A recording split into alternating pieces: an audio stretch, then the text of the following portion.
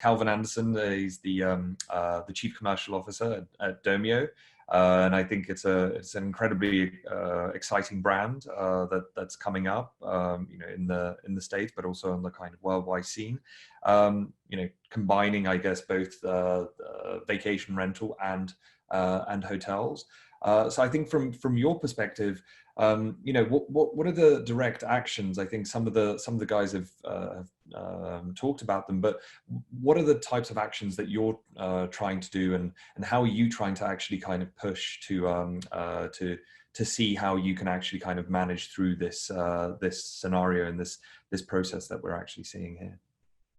Hey, Richard, thank you. Yeah, I think that I guess, I can tell you mine and I tell you my advice probably for how I recommend anyone maybe handle this. But I think if you haven't before, you should really find out what the financials behind your business are right now. So for example, if you're in a place where you're kind of adopting a heavy don't drop rate attitude, which is kind of adorable, and maybe a good idea or maybe not, if you feel that the hotel industry is an oil cartel, possibly.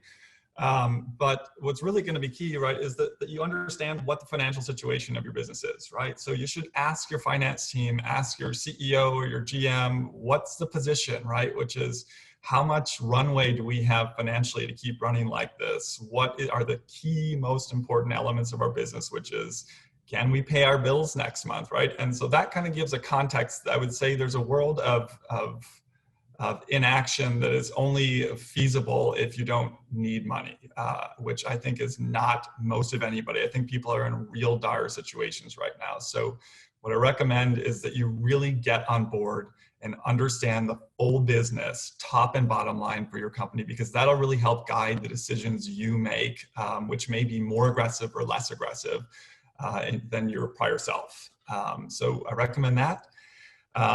My guess is you're in a place of a moderate need. And so I think for me, I'm very looking at automation and efficiencies, which includes tech, of course, but really tech that I'm very critical of. So when I look at that tech, it's questions like, what does this actually do to make me money in the context of those likely short-term needs, right? Because if we're not around next year, then it's not a very valuable. So you're kind of crunching that funnel on your tech needs and looking for automations and efficiencies there. And then I would even look at your teams and your payroll and really decide who is a versatile player in this environment. I think there is not an appetite from a top line perspective to have a world where you have a head of revenue, head of sales, head of marketing, and head of distribution that probably have the similar structures down the funnel. And that is probably not the world's most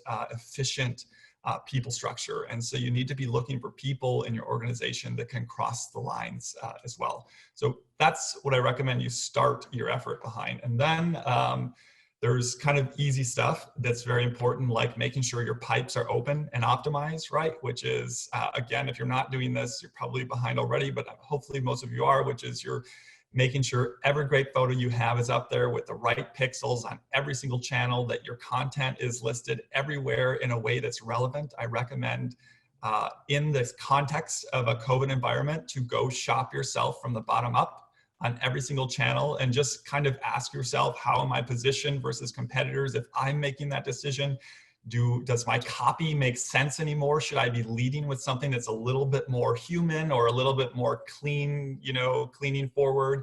And you'll also get some great ideas of what other people are doing. Hilton's Lysol is a wonderful idea. I love that sticker on the door, which is just hilarious. I feel like I'm opening a box of cereal. I can't wait to stay at a Hampton Inn now. But I think that, what you really might want to do is find out how good is our cleaning process, and have we looked at CDC guidelines, and can we make a claim accurately that says we're doing a 100-point check and stuff like that. So kind of dig in. You may find some good, very practical ideas out there. I wouldn't over-index on that, because I think I don't know. My personal opinion is that people are kind of in a little bit of a daze, and I don't think the whole world is living in terror of this disease. Candidly, I think people that are going to travel are the ones that are less fearless. The ones that are terrified of that are not going to travel anyways, and you're probably not going to get their dollars in the next 90 days anyhow. So what you probably want to posture for are those people that are a little bit more the risk takers, and how do you get that attention? So you know, clean is important, of course, but then I would not over-index on that being your full effort. I would take time to look at new channels. A great example would be Airbnb. A lot of players, they are a kingpin out there that's for the hotel industry that's kind of on the rise right now. And they have a very incremental guest. So if you've been playing with what it takes to get on board with an Airbnb, you should really, I would personally prioritize that channel. I'm not selling it, I just can see what they're doing. And there's a few other players out there. So I would really look to make sure you are, you know, loaded across all channels that could have any opportunity for business. And what you've done is you've laid pipe or capabilities for when any business shows up, so that if it shows up, you're there to receive it and germinate that business, right? And then again, you know, like there's also kind of standard practices like, I don't know if we've all had the FIT issue where FITs prefer that you have rates, you know, a year or a year and a half or 2 years out, and you never got time and you always miss the first wave of that. Here's a wonderful time to not miss those first waves. Get into corporate RFPs, anything that was lagging, there's no reason not to have all those boxes checked.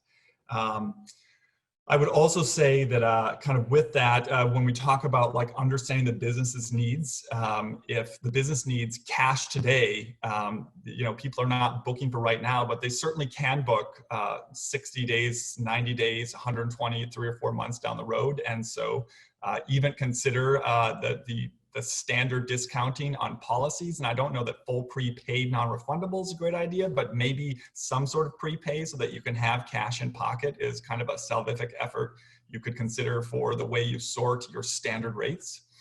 The next thing I would do is then once you've kind of got your pipes laid, you really want to look at your other practicals like your pricing and your discount strategy.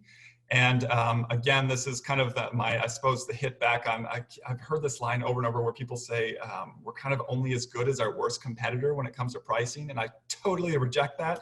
They're going out of business. This is war, right? I mean, and I'm telling you, someone's going to go out of business here. And so what I would say is I'd be looking at this from a perspective of you need to have a 365-day pricing for every property you have in place that makes sense. Think about those room type pricing as well and make sure those are in place. And you kind of have to have a little bit of a risk versus opportunity scale. So what I would say is if you're empty and no one's picking up your business, your opportunity is enormous. Every single dollar is twice as many dollars as you had last time, right?